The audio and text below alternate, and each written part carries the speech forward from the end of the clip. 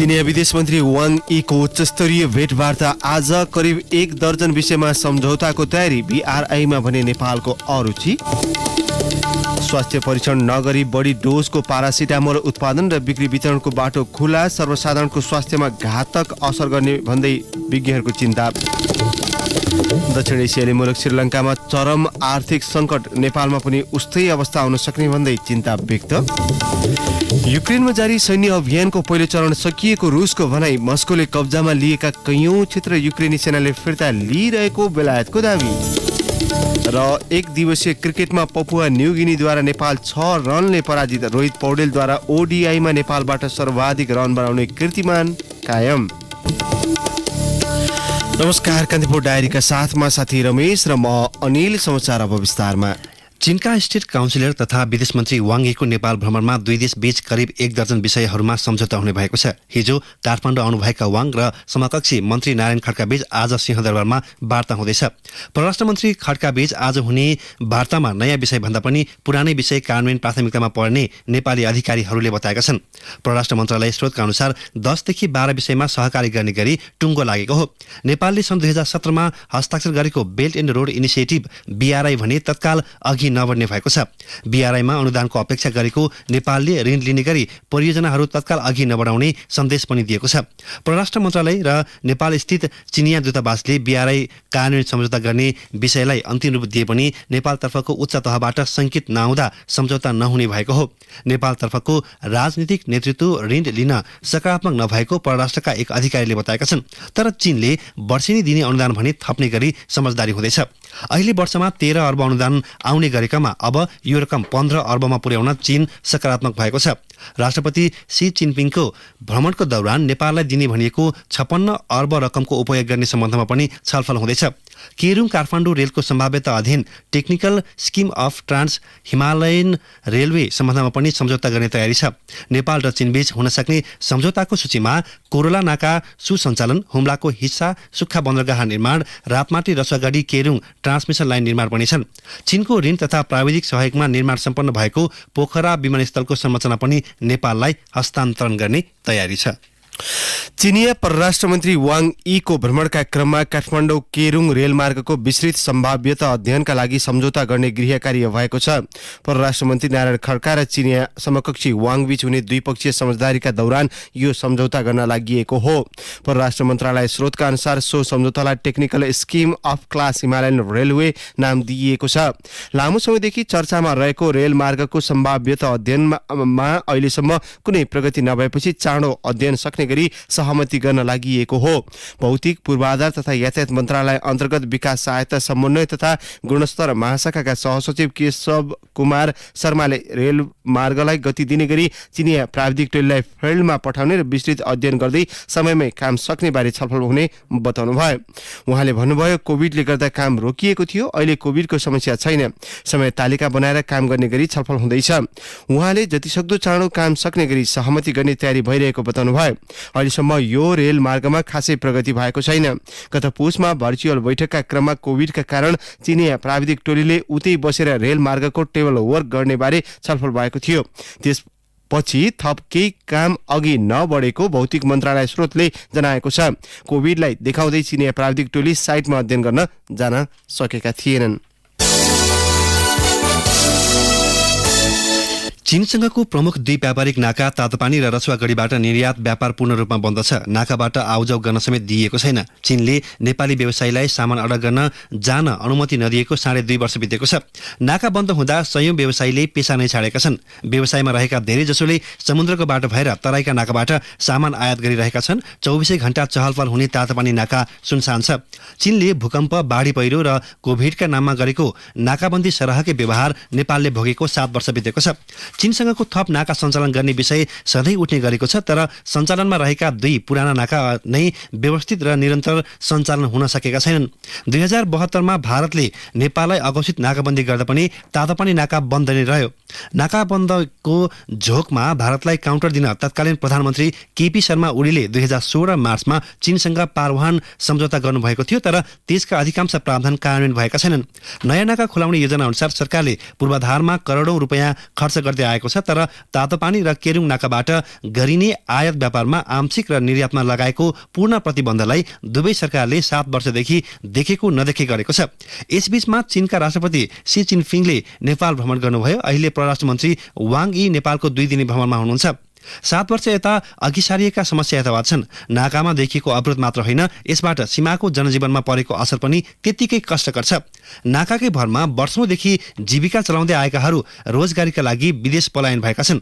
आफूहरूलाई समस्या परेको भन्दै नेपालले चीनसँग नाका सञ्चालन सहज बनाउन पटक पटक अनुरोध गरे पनि कार्यान्वयन हुन सकेन। चीनका लागि पूर्व राजदूत महेश मास्के हाम्रा राजनीतिक नेतृत्वको अस्पष्टता र उदासीनताका कारण विगतका सम्झौता कार्यान्वयन हुन नसकेको बताउनुहुन्छ। उहाँले भन्नुभयो, कर्मचारी तन्त्र त्यत्तिकै निष्क्रिय छ। उत्तरका 2 महत्त्वपूर्ण नाका तातोपानी र केरुङ व्यवस्थित गर्ने सन्दर्भमा पटक पटक कुरा उठाए पनि परिस्थिति जस्ताको तस्तै छ। 1 वर्षदेखि पारासिटामोलको अभाव सृजना हुँदा हस्तक्षेप गर्न नसकेको सरकारले मूल्य वृद्धिको बाटो खोल्ने भएको छ। मूल्य वृद्धि गर्न सहज बनाउने गरी सरकारी समितिले प्रचलित 500 मिलिग्राम एमजी सिटामोलको सट्टा 650 एमजीको उत्पादन गर्न दिने निर्णय गरेको हो।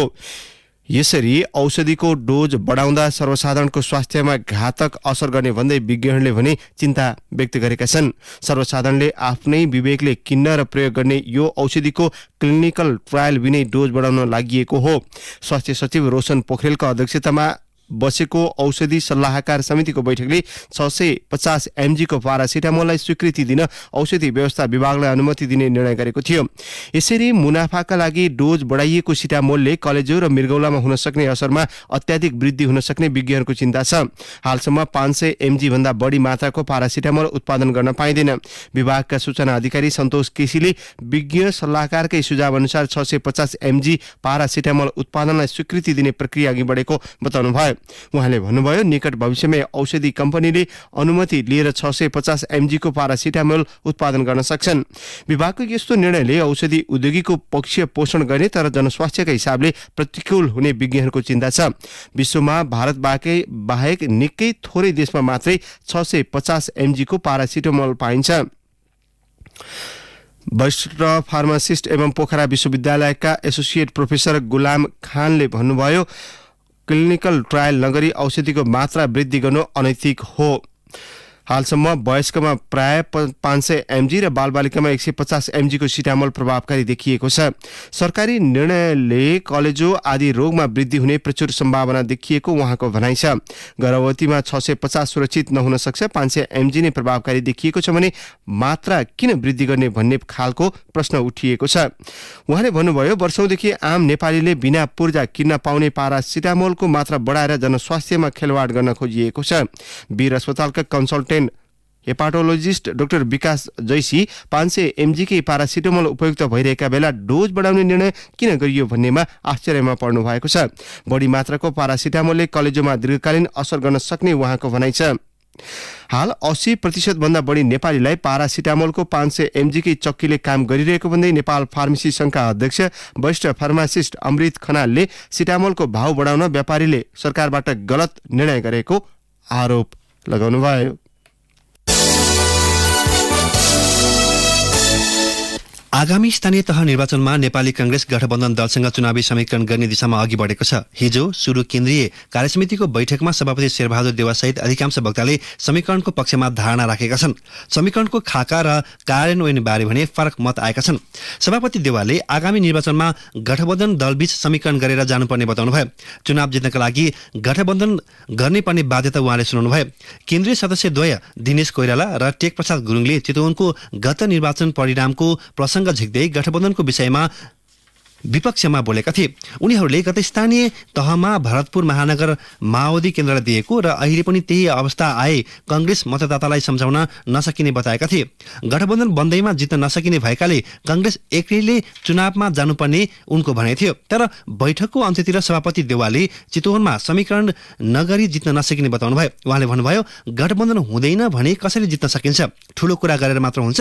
आकर्षित हुँदै उहाँले भन्नुभयो, चुनाव हारेको हारै छ, फेरि गठबन्धन गठबन्धनले पनि नगरौँ भन्नुहुन्छ, चुनाव जित्न पनि परेन। प्रधानमन्त्री समेत रहनुभएका सभापति देवालले यति छिटै ओली आतंक कसरी बिर्सेको भन्दै गठबन्धन विरुद्ध बोल्ने नेताहरूलाई प्रश्न गर्नुभएको थियो। बैठकमा सुदूरपश्चिम बाहेक 6 प्रदेशका सभापति, गाउँ गाउँ जाउँ कांग्रेस जिताउँ अभियानमा खटिएका 20 जना केन्द्रीय प्रतिनिधि र गण्डकीका मुख्यमन्त्री कृष्णचन्द्र नेपालीले धारणा राख्नु भएको थियो। अधिकांश नेताले स्थानीय स्तरको आवश्यकता र औचित्यको आधारमा गठबन्धन गर्नुपर्ने बताएका थिए। कान्तिपुर डायरीमा अब ब्रेकको पालो। कान्तिपुर डायरीमा अब कान्तिपुर सविस्तार। कान्तिपुर सविस्तार। दक्षिण एसियाली मुलुक श्रीलङ्का पछिल्लो 8 महिनादेखि चरम आर्थिक सङ्कटमा फँसेको छ। कोभिड-19 को महामारीपछि पर्यटनमा आएको भारी गिरावट थेग्नै नसक्ने गरी बढेको सार्वजनिक ऋण, चरम मूल्य वृद्धि र पछिल्लो समय रुस युक्रेन युद्धको विश्वव्यापी असरका कारण श्रीलङ्कामा आर्थिक सङ्कट गहिरेको हो। फरक खाले आर्थिक संरचना भए पनि श्रीलङ्काको अवस्थालाई लिएर नेपालमा पनि त्यस्तै खालको आर्थिक सङ्कट आउन सक्ने चिन्ता व्यक्त भइरहेका छन्। पछिल्लो समय अधिकांश सूचक कमजोर भएपछि नेपालको अर्थतन्त्रलाई श्रीलङ्काको अवस्थासँग दाँच्न थालिएको हो। श्रीलङ्कामा सन् 1950 को दशकपछि पहिलो पटक अर्थतन्त्र गम्भीर सङ्कटबाट गुज्रिरहेको छ। मुलुक भोकमरीको सन्निकटमा रहेको श्रीलङ्कन आर्थिक सूचकहरूले सङ्केत गरिसकेका छन्। श्रीलङ्कामा 80 अर्ब डलर हाराहारीमा रहेको कुल ग्राहस्थ उत्पादन GDP बराबरकै सार्वजनिक ऋण पुगेको छ। मूल्य वृद्धि झण्डै 20% छुन लागेको छ। श्रीलङ्कामा विदेशी विनिमय सञ्चित 2 अर्ब 31 करोड डलरमा झरेको छ, जसले कम्तीमा 1 महिनालाई आय धान्न पनि नसक्ने अवस्थामा सरकार पुगेको छ। खाद्यान्न लगायत अन्य उपभोग्य वस्तुहरू किन्नका लागि नागरिकहरू घण्टौं लाइनमा बस्नुपर्ने अवस्था छ। दैनिक 1 केजी पाउडर दुध प्रयोग गर्ने उपभोक्ताले 400 ग्राम भन्दा बढी पाउन सकेका छैनन्। सन् 2021 को अन्त्यतिरमा कम्तीमा 50 लाख नागरिक गरिबीको रेखामुनि झरेको तथ्याङ्क छ। 2 लाख भन्दा बढीले प्रत्यक्ष रोजगारी गुमाएका छन्। श्रीलङ्काको नाजुक अर्थतन्त्रले पछिल्लो समय विश्वकै ध्यान खिचिरहेको छ। त्यहाँको पछिल्लो आर्थिक अवस्थाका कारण मुलुकको सार्वभौमिकता जोगाउन समेत सरकारलाई गाह्रो पर्न थालेको श्रीलङ्काका लागि पूर्व नेपाली राजदूत एवं अर्थविद डाक्टर विश्वम्भर पाकुरियाल बताउँछन्। फरेन एक्सचेन्ज रिजर्भ अब 1 महिनाको आयातलाई पनि नपुग्ने नै भइसक्यो। खाना लाउन नपुग्ने स्थिति आइ नै सक्यो। त्यसपछि रोजगारी भन्ने ठप्पै छ। मुद्रास्फीति यसरी बढेको छ कि अब भोकमरीमा पनि डुब्ने भए। अब ऋणको मात्रा झन्झन बढ्दै जाने हो। मुलुकको आफ्नो सार्वभौमिकतालाई जोगाउनु पनि श्रीलङ्कालाई अब गाह्रो पर्ने अवस्था आइसकेपछि त अब त श्रीलङ्काले सिरियसली सोच्नु पर्यो र ग्लोबल कम्युनिटीले पनि। जीडीपीमा झण्डै 20% हिस्सा ओगट्ने पर्यटन बजार कोभिड-19 का कारण ठप्प प्राय भयो। श्रीलङ्काको अर्थतन्त्रमा 13% को हिस्सा ओगट्ने विप्रेषण समेत पछिल्लो 2 वर्षदेखि निरन्तर घटिरहेको छ। सन् 2019 मा 2 लाख श्रीलङ्काली कामदार वैदेशिक रोजगारीमा गए पनि कोभिडका कारण 57% नागरिक देश फर्किएका थिए भने बाँकी कामदारले पनि विदेशमा रोजगारी गुमाए। प्रति वर्ष करिब 7 अर्ब डलरको विप्रेषण श्रीलङ्काले भित्र्याउने गरेको थियो। तर सन् 2019 यताका 2 वर्षमा प्रत्येक वर्ष 9% को हाराहारीमा ह्रास भइरहेको छ। श्रीलङ्काको अर्थतन्त्रलाई डुबाउने अर्को महत्त्वपूर्ण कारण वैदेशिक ऋणको पासो पनि हो। श्रीलङ्कामा अहिले करिब 40 अर्ब डलरको वैदेशिक ऋण छ। अर्थतन्त्रको आकारसँग तुलना गर्दा श्रीलङ्काका लागि निकै ठूलो ऋणभार मानिएको छ। सन् 2019 मा ऋणभार कुल ग्राहस्थ उत्पादन GDP को 62% थियो भने सन् 2021 को अन्त्यसम्ममा यो बढेर 101% पुगेको छ। श्रीलङ्कामा सार्वजनिक ऋणको व्यवस्थापन हुन नसक्नु तथा कर मिनाहा लगायत गोतावय सरकारको महत्त्वकांक्षी चुनावी योजना कार्यान्वयन गर्दा पनि अर्थतन्त्र अहिले समस्यामा परेको अर्थविद डाक्टर सञ्जय आचार्यको भनाइ छ। एक थरी चाहिँ नि सोचाइ चाहिँ नि यो BRI को कारणले गर्दा डेब्ट बढ्यो चाहिँ श्रीलङ्काको भन्ने किसिमको सोच कसैको छ। तर त्यो BRI को कारणले चाहिँ नि खास बढेको होइन। BRI को ऋण भनेको ओभरअलमा श्रीलङ्काको पब्लिक डेब्ट जति छ त्यसको चाहिँ जम्मा 10% मात्रै छ र उसको बेसिकल्ली बहुराष्ट्रिय कम्पनीहरू त्यसपछि द्विपक्षीय आर्थिक सहयोगहरू मार्फत आएको सहयोगको भाग चाहिँ नि झन्डै 40% भन्दा बढी छ। र त्यो श्रीलङ्काको अर्थतन्त्र खास गरी पब्लिक डेब्ट यो सार्वजनिक ऋणमा यसरी डुब्नुको कारण पहिलेदेखि नै यो ऋणमा आधारित अर्थतन्त्र थियो। कुल ग्राहस्थ उत्पादनको 100% भन्दा बढी चाहिँ पब्लिक डेब्ट छ श्रीलङ्काको। फरक खाले आर्थिक संरचना भए पनि कमजोर प्रशासनिक संयन्त्र र सरकार स्थिर नहुँदा नेपालको अर्थतन्त्र पनि श्रीलङ्काकै बाटोमा जान सक्ने भन्दै चिन्तायुक्त विश्लेषण भइरहेका छन्। पुँजीगत खर्च हुन नसक्दा बजारमा अहिले लगानी योग्य रकम तरलताको अभाव छ। उत्पादन भएर निर्यात प्रवर्धन हुन नसक्दा मुलुकको व्यापार घाटा 8 महिनामै 11 खर्ब 60 अर्ब रुपियाँ पुगिसकेको छ। विदेशी विनिमय सञ्चित घटेर 9 अर्ब 75 करोड डलर भएको छ, जुन मुस्किलले 6 महिनालाई मात्रै आयात धान्न सकिने अवस्था छ। मुलुकमा आन्तरिक उत्पादन नहुने, व्यापार घाटाको बढ्दो खाडल र सार्वजनिक खर्च चलाउन पनि वैदेशिक ऋण लिने परिपाटीले मुलुकको आर्थिक भविष्य जोखिममा पार्ने अर्थविद गोविन्दराज पोखरेलको तर्क छ।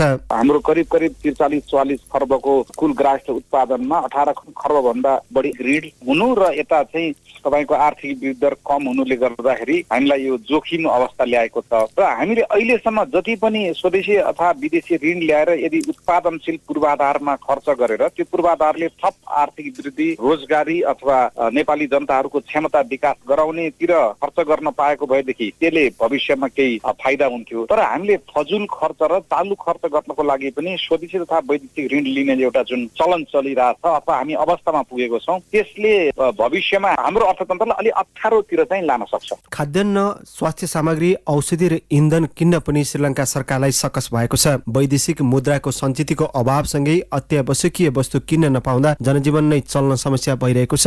हुन त नेपालमा अर्थतन्त्रको ठूलो हिस्सा अनौपचारिक अर्थतन्त्रमा छ। सोही कारण पनि आर्थिक नकारात्मक सूचकले तत्काललाई भने प्रभाव नपार्ने अर्थविदहरू बताउँछन्। तर व्यापार घाटाको चाप र रेमिट्यान्स घट्दा नेपालमा पनि पछिल्लो समय विदेशी विनिमय सञ्चितमा गम्भीर असर गरिरहेको छ। त्यसैले विज्ञहरूले बिग्रदो अर्थतन्त्रलाई ट्र्याकमा ल्याउन नीति र व्यावहारिक सुधारमा जोड दिएका छन्। रेडियो कान्तिपुरका लागि अनिल परियार। कान्तिपुर सविस्तार।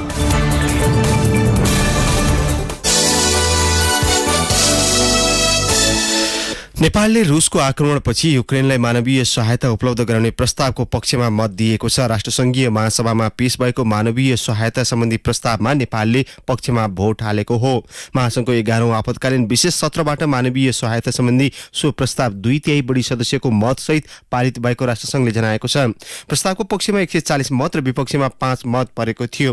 भारत र चीन सहित 38 मुलुक भने मतदानमा अनुपस्थित भएका थिए। नेपालले यसअघि युक्रेनमाथि रुसले गरेको आक्रमणको आलोचना गर्दै पारित भएको प्रस्तावमा पनि समर्थन जनाएको थियो। नेपाल प्रहरीमा थपिएका तल्लो तहका 3 पदमा बढुवा प्रक्रिया सुरु भएको छ। प्रहरीका तल्लो तहमा लामो समयदेखि बढुवा नहुँदा अधिकारीहरूको मनोबल खस्किएको निष्कर्षसहित थप भएका पदमा बढुवा प्रक्रिया थालेको हो। प्रहरी नियमावली 2071 को 9औं संशोधन मार्फत जवान र हवलदारको बीचमा सहायक हवलदार, हवलदार र प्रहरी सहायक निरीक्षकको बीचमा वरिष्ठ हवलदार तथा प्रहरी निरीक्षक र प्रहरी नायब निरीक्षकको बीचमा वरिष्ठ नायब निरीक्षक पद सिर्जना गरिएको थियो। यसमा एकै पटक बढुवा गर्न कार्य सम्पादन मूल्याङ्कन चाहिने भएकाले पहिलो पटकलाई वरिष्ठताका आधारमा बढुवा गर्ने प्रक्रिया थालिएको गृह मन्त्रालयका एक अधिकारीले बताएका छन्। गृह मन्त्रालयको प्रहरी प्रशासन शाखाका उपसचिव गणेश गैरेका अनुसार नियमावली संशोधनपछि 3 पदमा गरेर 20,419 प्रहरीको बढुवा हुनेछ। उहाँका अनुसार नायब निरीक्षकबाट वरिष्ठ नायब निरीक्षकमा 1,418 जना, प्रहरी हवलदारबाट वरिष्ठ हवलदारमा 3,748 जना र प्रहरी जवानबाट सहायक हवलदारमा 15,253 जना बढुवा हुनेछन्। यी मध्ये पहिलो चरणमा हिजो प्रहरी वरिष्ठ नायब निरीक्षकमा 191 जना, प्रहरी वरिष्ठ हवलदारमा 1,173 जना तथा प्रहरी सहायक हवलदारमा 1,752 जना बढुवा सिफारिस भएका छन्। दरबन्दी सिर्जना भए अनुरूप क्रमशः बढुवा गर्दै लैजाने प्रहरी प्रधान कार्यालयको मानव स्रोत एवं प्रशासन विभाग अन्तर्गतको कर्मचारी प्रशासन शाखाले जनाएको छ। नेकपा एकीकृत समाजवादीको केन्द्रीय कमिटी बैठकले केन्द्रीय विभाग तथा प्रदेश कमिटीमा विभिन्न जिम्मेवारी बाँडफाँड गरेको छ। केन्द्रीय कमिटीको तेस्रो पूर्ण बैठकले पार्टीका केन्द्रीय विभागहरू र प्रदेश कमिटीलाई पूर्णता दिने निर्णय गरेको हो। अर्थ तथा योजना विभागका प्रमुखमा डाक्टर विजय कुमार पौडेल, आर्थिक विभागमा सोमप्रसाद पाण्डे, उद्यमशीलता विकास विभागमा डाक्टर ताराप्रसाद जोशी र उद्योग तथा वाणिज्य विभागमा मुकुन्द नेउपानेलाई जिम्मेवारी दिइएको सो पार्टीले जनाएको छ। यस्तै कानून विभागमा रामचन्द्र झा, कृषि तथा भूमि व्यवस्था विभागमा बलराम बास्कोटा, खेलकुद विभागमा केशव विष्ट, जलस्रोत विभागमा डाक्टर वंशीधर मिश्र, निर्वाचन विभागमा रामकुमार भट्टराईलाई प्रमुख बताइएको छ। यस्तै प्रदेशमा पनि जिम्मेवारी तोकिएको महासचिव डाक्टर बेदुराम भुषालद्वारा जारी विज्ञप्तिमा उल्लेख गरिएको छ।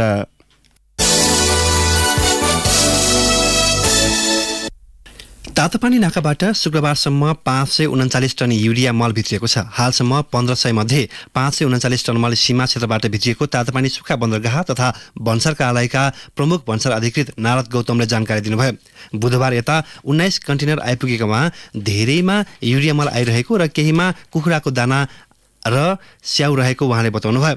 भन्सार प्रक्रिया बीच युरिया मलको नमुना परीक्षणका लागि भन्सार विभाग पठाइएको र ल्याबको रिपोर्ट आएपछि काठमाडौँका लागि छुट्ने उहाँले उल्लेख गर्नुभयो। यसअघि चीनबाट रासायनिक मल आयात गर्न टेन्डर पाएको सिल्क मार्केट कम्पनीले युरिया भित्राएको हो। कान्तिपुर डायरीमा पुनः ब्रेकको पालो। कान्तिपुर डायरीमा अब आर्थिक प्रसङ्ग। 500 र 2000 दरका भारतीय रुपियाँ नेपालमा चलाउन निजी क्षेत्रले सरकारसँग माग गरेको छ। आगामी आर्थिक वर्ष 2079-80 को बजेटका लागि सुझाव माग्न हिजो अर्थ समितिले बोलाएको बैठकमा उद्योगी व्यवसायीले ठूलो दरका भारू नोटको कारोबार खुलाउनु पर्ने माग गरेका छन्। अहिले नेपालमा कारोबार अवैध मानिएका भारतीय रुपियाँ 500 र 2000 दरका नोट चलन चल्तीमा ल्याउँदा त्यसले दुई देशीय व्यापार सहज हुने, भारूको सञ्चिति बढ्ने र पर्यटन क्षेत्रमा पनि सकारात्मक प्रभाव पार्ने उद्योगी व्यवसायीको भनाइ छ। ठूला दरका भारू नोट चलाउँदा वैदेशिक व्यापारमा सहज हुने र विदेशी मुद्रा सञ्चितिको चाप पनि केही कम हुने नेपाल चेम्बर अफ कमर्सका अध्यक्ष राजेन्द्र मल्लले बताए। ठूला दरका भारू चल्तीमा ल्याउनु पर्ने, प्रति व्यक्ति बोक्न मिल्ने नगदको सीमा भारू 25,000 बाट भारू 2,50,000 रुपियाँ पुर्याउनु पर्ने नेपाल उद्योग वाणिज्य महासंघको कर तथा राजस्व समितिका सभापति सन्दीप कुमार अग्रवालले बताए। निजी क्षेत्रले अर्थ समितिमा यी विषय उठाएपछि पूर्व अर्थमन्त्री एवं नेकपा एमालेका उपाध्यक्ष सुरेन्द्र पाण्डेले जायज विषयलाई सरकारले कार्यान्वयन गर्ने र त्यसका लागि संसदीय समितिबाट पनि सिफारिस हुनुपर्ने बताएका थिए। सरकारी उच्च अधिकारीसँग वीरगञ्जका उद्योगी व्यवसायीले 2 दर्जन भन्दा बढी माग राखेका छन्। वीरगञ्ज उद्योग वाणिज्य संघका अध्यक्ष सुबोध कुमार गुप्ता नेतृत्वमा काठमाडौँ आएका उनीहरूले प्रधानमन्त्री शेरबहादुर देउवा, गृहमन्त्री बालकृष्ण खाँड, अर्थमन्त्री जनार्दन शर्मा, स्वास्थ्य तथा जनसङ्ख्या मन्त्री विरोध खतिवडा, राष्ट्र बैंकका गभर्नर महाप्रसाद अधिकारी लगायत उच्च अधिकारी भेटेर आफ्ना माग राखेका हुन्।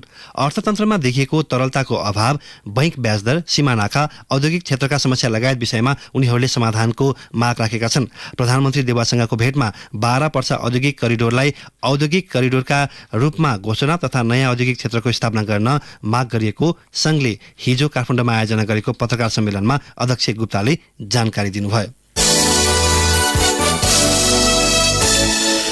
कान्तिपुर डायरीमा अब अन्तर्राष्ट्रिय प्रसङ्ग। रुसले युक्रेनमा जारी सैन्य अभियानको पहिलो चरण सकिएको जनाएको छ। आफ्नो सैनिक अब युक्रेनको पूर्वी क्षेत्र डोनबासमा केन्द्रित हुने रुसी सेनाको व्यवस्थापन मुख्यालयका प्रमुख सर्गेई रड्स्कोईले बताउनु भएको छ। रुसी सेनाले युक्रेनी रक्षा शक्तिलाई कमजोर बनाएकाले अब डोनबासको स्वतन्त्रतालाई रोक्न नसक्ने मस्कोको दाबी छ। यद्यपि पश्चिमा मुलुकले रुसी युद्ध अघिका योजना युक्रेनी प्रतिरोधका अगाडि कमजोर भएकाले रुसले पछिल्लो कदम चालेको दाबी गरेका छन्। रुसले कब्जामा लिएका कैयौं क्षेत्र पछिल्लो समय युक्रेनी सेनाले फिर्ता लिइरहेको बेलायतले दाबी गरेको छ। युद्धका क्रममा रुसी सेनाले मारियोपोल सहरमा 300 बढी युक्रेनी नागरिक मारिएका छन्। सो सहरलाई रुसी पक्षले ध्वस्त बनाएको छ। सहरको पुनर्निर्माणमा कैयौं वर्ष लाग्ने मारियोपोलका मेयरले बताएका छन्। रुसको आक्रमणका कारण 1 करोड युक्रेनी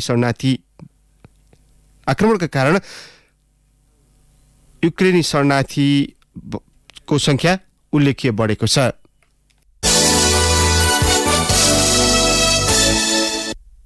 अब खेल प्रसङ्ग। युवा ब्याटर रोहित पौडेलको शानदार कीर्तिमानी शतकका बावजुद नेपाल पपुवा न्युगिनी विरुद्धको 1 दिवसीय क्रिकेटमा 6 रनले पराजित भएको छ।